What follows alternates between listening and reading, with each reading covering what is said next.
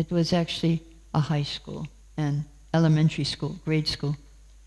So first there was a class of 200 children, 8 to 10 years old, and he was trying to explain Krishna consciousness, but they couldn't listen. They were just like started talking. And then he started talking about kindness to animals.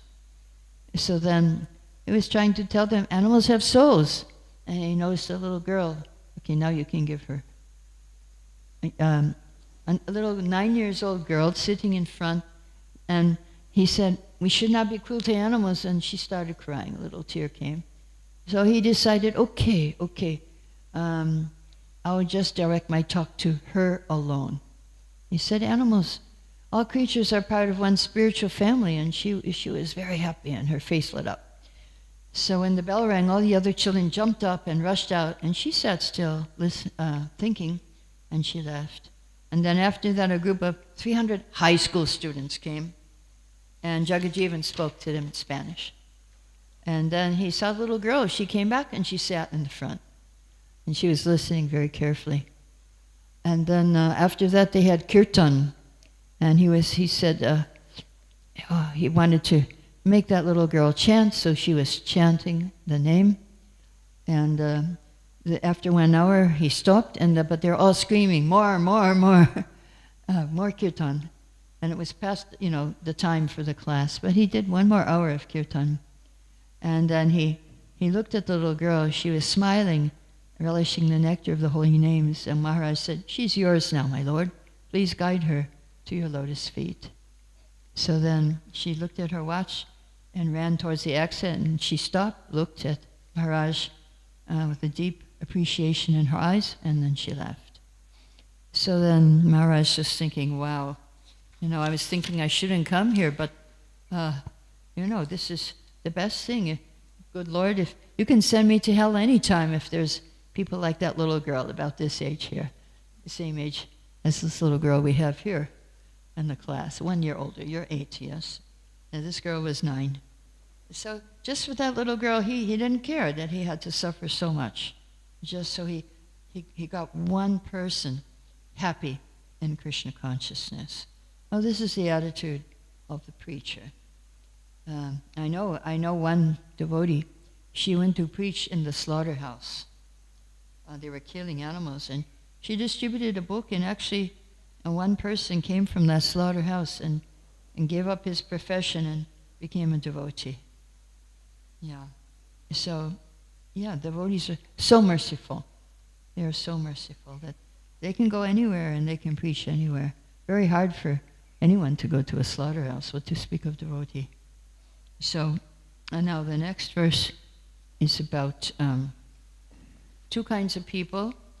Kripana is a miser, that's a materialistic person, and Dhira, those who are sober, like brahmanas, like devotees. They are sober. And so those who are miser, they are, the Yamadutas are going after them. They are looking. Yamaraj says, my dear servants, bring to me for punishment those persons who don't like to taste the honey of devotional service, the holy name. So he sends his Yamadutas, and the Vishudutas are looking for the devotees. They're helping the devotees.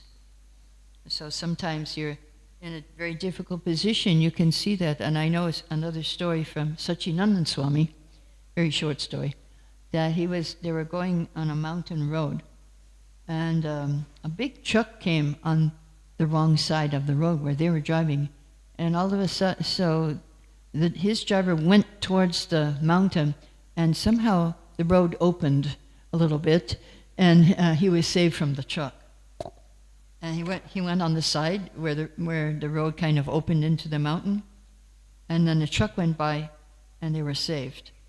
And then they went up the road a little bit. Then they went back and they looked where the road opened, and it wasn't open anymore. And so Vishudutas were helping there, helping to save our dear Sachinanda Swami. And so he is here to tell the story today.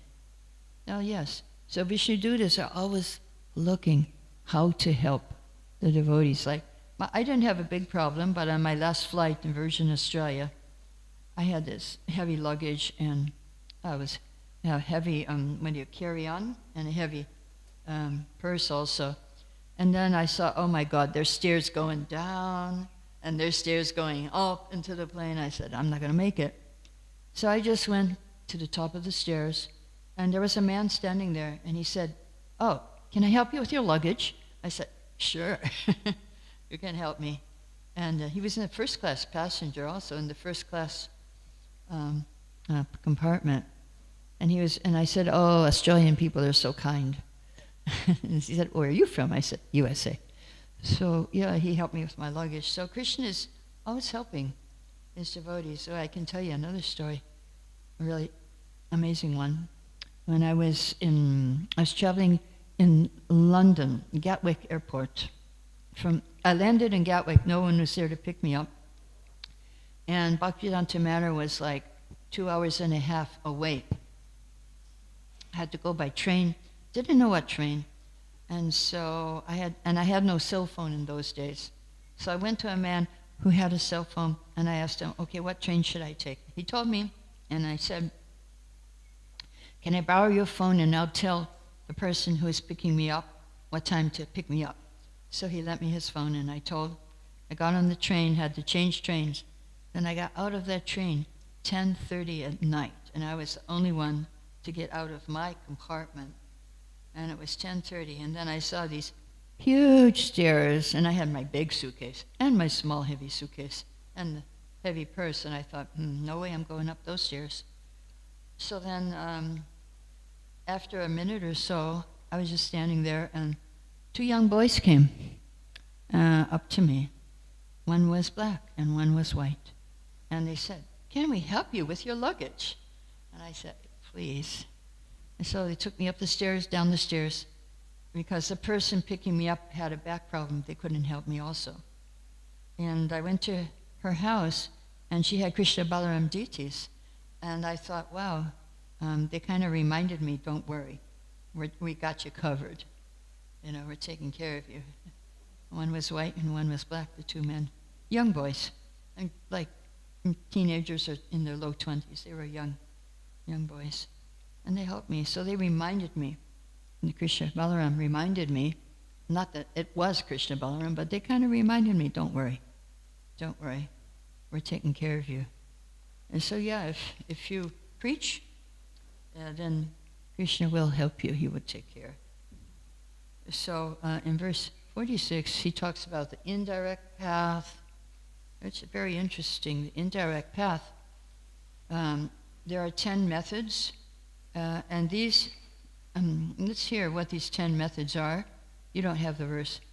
Remain silent, observe vows, get Vedic knowledge, do austerities, study the Vedas, do Varnashram, explain the Shastras, stay in a solitary place, chant mantras silently, and be absorbed in trance. Now, what does Prahlada say about all these things? These are only a professional practice and means of livelihood for those who have not conquered their senses, even Varnashram. So because such persons are falsely proud, these procedures may not be successful. Right, so that's indirect path. And I seen people who have taken this Mauna Vrat, they don't speak in Vrindavan. There's some kind of saintly persons. But if you ask them a question, they'll write the answer on the paper. So that's not really being quiet, because they're still talking to you on paper. Yeah, so they kind of cheaters. Now it's Kumbh Mela in India. There are all these yogis and like millions of people go there now. And ISKCON has its camp. They're going to feed 10,000 people a day. From ISKCON Chopati, they're cooking for 10,000 people. I think maybe you just recently had some kind of, not Kirtan Mela, but it was some kind of festival. Woodward or something. Was it? Woodward. Woodford. Yeah, and you went up there and you were feeding lots of people every day too, I think. Kofta balls, yes. I don't know, some thousands of them. So, Yes, we are always trying to give food to people. Devotees thinking of others. They're not thinking of themselves. And this is more helpful than thinking about your own spiritual life. Prahlada wanted to help others. He wanted to help everyone in this.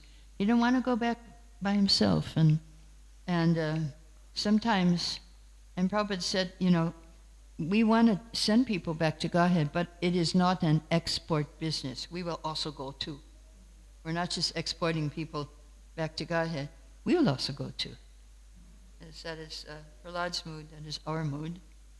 And so then 47, everything is Krishna, and how Krishna is cause and effect. 48, air, earth, fire, whatever you're looking at, it's Krishna.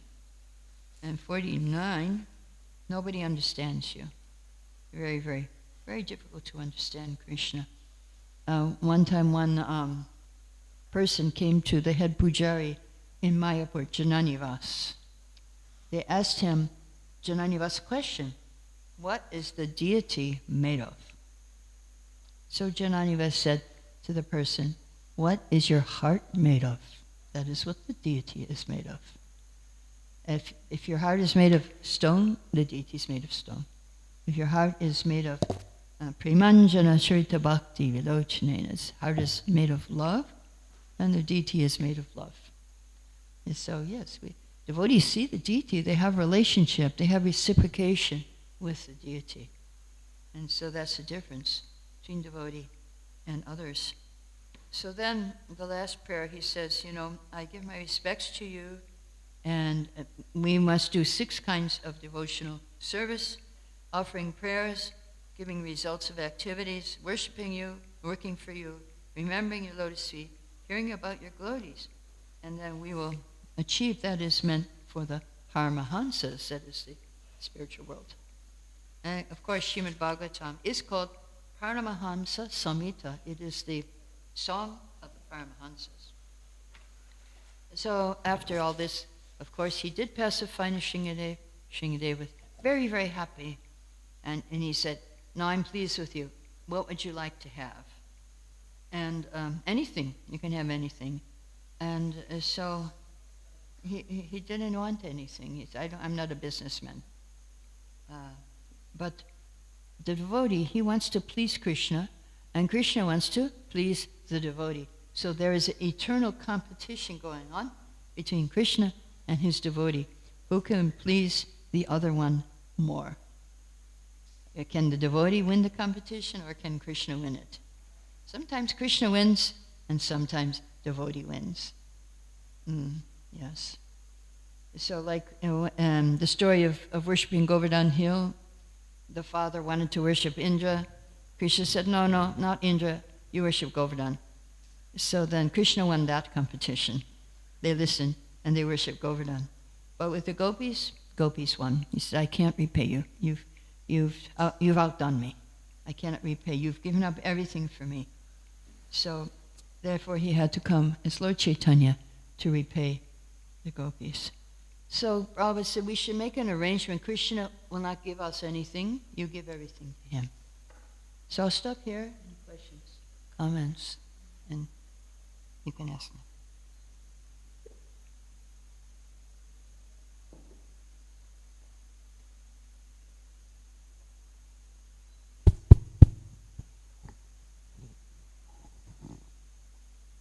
Oh, she has in the back there.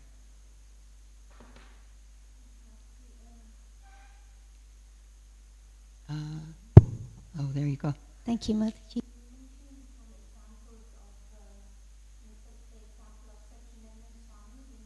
Yeah. Yeah, it's coming. You just have to hold it up.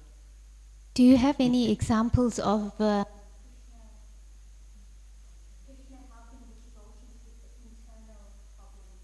with internal problem? Lust, anger, greed is what you're saying? Lust, anger, greed? Do you have any examples of how he's helping devotees with lust, anger, and greed? like real life examples, like how you explained Sachinandan Swami's. Yeah, how I explain Sachinandan, lust, anger, and greed. I can't think of anything offhand, except the fact that all of us who joined Prabhupada, we were not born in devotee families, and we were doing lust. A lot of us were hippies, and everything was free love and all that kind of thing. Free love, enjoy everything, and just have peace and love. So when Prabhupada came and he told us about Krishna, then we just ran after him, and we forgot all our lust, anger, and greed. It just went, and meat eating and illicit sex, all that gone out the window. It's just like there's a story of Pied Piper. He plays his flute, and all the kids used to follow him. So Prabhupada was like that. We were like the kids, teenagers. Prabhupada just called us, come to Krishna. And in India it didn't work because they say, why Krishna? Why not Durga? Why not Shiva? Why not so many Ganesh? And we thought, why not Krishna? He's beautiful. He's young like us. He has long hair. They were hippies. And he has a lot of girlfriends. And he's just enjoying. And we were musicians, a lot of us, playing his flute. Jai, come in. So that was a big knock on the door. So we thought, why not Krishna? So the example is all of us from Prabhupada's time, that it was just like the gopis, when they heard Krishna's flute, they just dropped everything. So we just dropped. I joined the temple, and I said goodbye to my husband, but he joined too, and that was good. And then I know one person who he just had, he had to appear for one exam before he became a PhD doctor, some kind of surgeon. And he didn't do it. He just went and became a devotee. But later on, he did do it. But in the beginning, when Prabhupada just called us, we just ran. We just dropped whatever. Some of them left their family. I know one lady left her kid and her husband, and I know one pregnant lady who left her husband. She just said, no, I'm looking for spiritual life. And so and then she joined, and she did marry a devotee and had her child as a devotee. She just couldn't live anymore. After hearing Prabhupada, she couldn't stay in her house anymore. It was like that. That's how it was for many, many of us. Prabhupada, he called, and it's there in Krishna book, and when a great acharya calls, and then people come, pious people come to him. So I would say it's a very big example. The whole generation, our whole generation left that life of lust, anger, greed, and we just left it immediately when we heard Prabhupada calling us. We're talking about how Krishna calls you in the first day of the seminar. How is Krishna calling you? So it was Prabhupada calling us, and we just left everything and ran. And we, grihastas were together with the brahmacharis and sannyasis. We were living all the same. We couldn't have, we had to sell whatever we had and give the money to Krishna and join. And that was our life. And very austere in the beginning. I remember we used to eat, this is in Boston Temple, in USA. They gave us porridge in the morning, and we didn't have plates, we just had paper napkins. Now the porridge would stick to the napkin. We had to eat the napkin as well as the porridge. It wouldn't come off. Yeah, but at night it was a little better. We had wax paper, it wouldn't stick. And just a little piece of sabji. But we were so happy just chanting 10 hours a day. We were very, very happy chanters. And what would we do in our spare time? Sometimes prasad was late. We would sing and dance while we were waiting for prasad. We were always singing and dancing all the time. And so I think that's one example. That's an example of a whole generation Prabhupada got there, of, from ages 16, 15, 16 to 25, like that age group. Like I was 22, my husband was 25, but my friend Rukmini was 16, another girl was 16. And so that's the example of what happened in the late 60s, early and 70s. Prabhupada he transformed us. He just called us. We ran. We heard the sound of Krishna's flute through Prabhupada's voice, and we just ran to be with him. So, okay, any other question?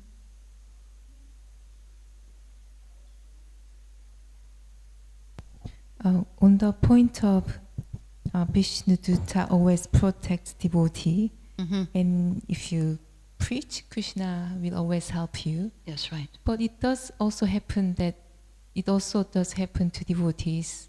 Like previously, for example, Tamal Krishna Maharaj, who did a lot of preaching, Tamal Krishna Maharaj, but he died from car accident. Car accident. Also, it does happen to devotees and preachers. They went to Sankirtan trip and then they got car accident. Yeah, Haladini, I think what's her name? How can you understand it? My god sister. Yeah, she was killed in Africa. Yeah. So how do you understand that? I understand it like this, that sometimes, Prabhupada needs help wherever he is, and he can't wait. So, okay, Tamal, come. Okay, Haladini, I need you. So Prabhupada just takes them quickly. He doesn't wait for their time to die. He just takes them very, very fast. Special devotees. Krishna can extend your life, and he can also make it shorter, but mostly he extends the devotees' lives. I know devotees went to astrologer, you should die such and such year. They get very, very sick, but they didn't die. They go back to the astrologer. Okay, now what? I didn't die. Astrologer said, I can't tell, because you should have died. I don't know what will happen now to you. Now, Krishna can extend your life. But I know when I was in Vrindavan, there was one 14-year-old girl. And on her hand, huge lifeline. She should have lived to be 80. But she was dying at the age of 14 of cancer in Vrindavan. And so Krishna just took her very quickly before she had a long life of suffering. It can happen. Yes? Was she the one in the room, disciple? Which one? Was she the one in the room? No. This was during Prabhupada's time. And she went to see Prabhupada, and Prabhupada, told her, yes, everyone has to die.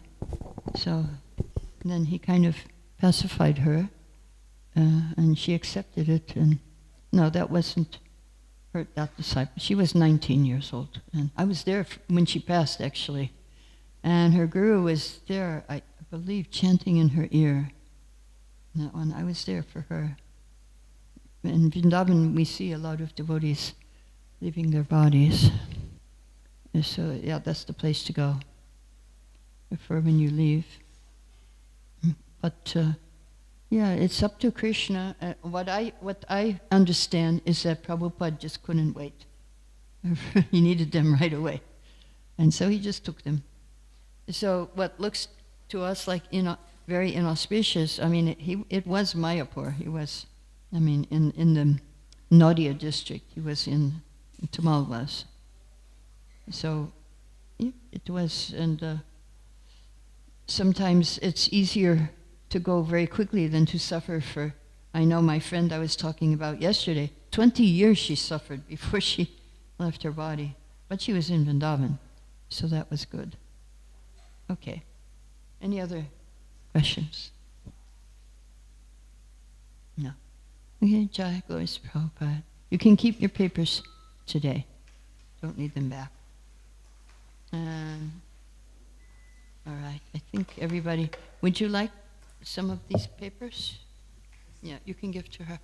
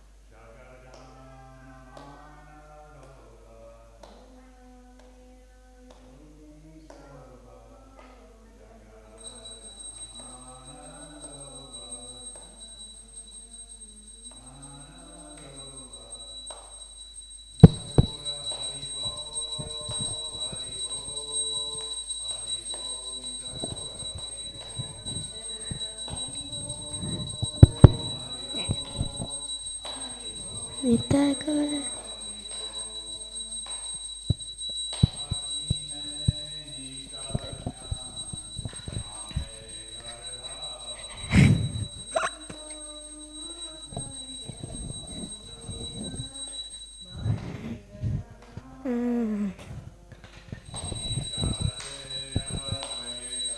Ingi.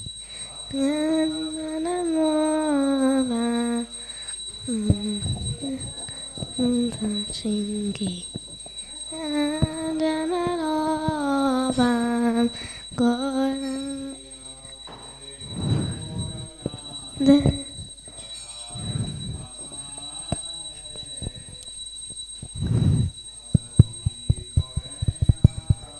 Listen to this.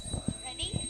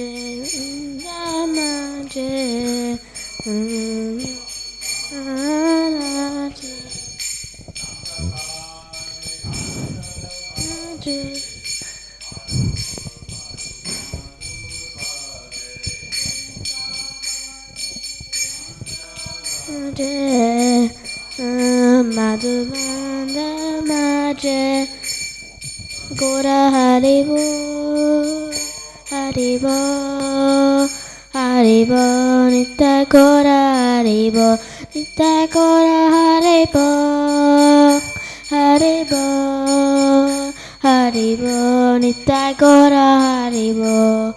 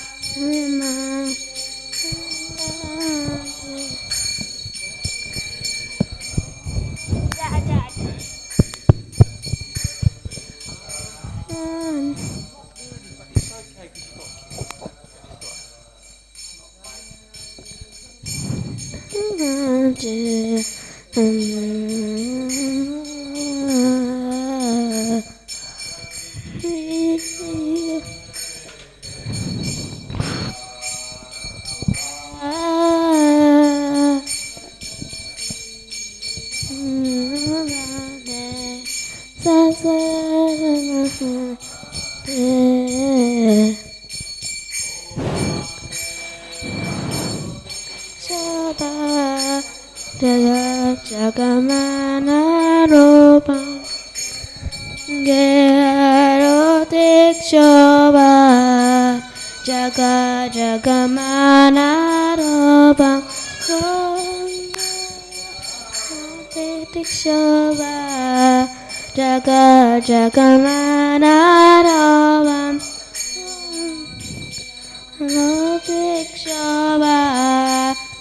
Jagga Jagamanara Haribo Haribo Haribo Nitai Gora Haribo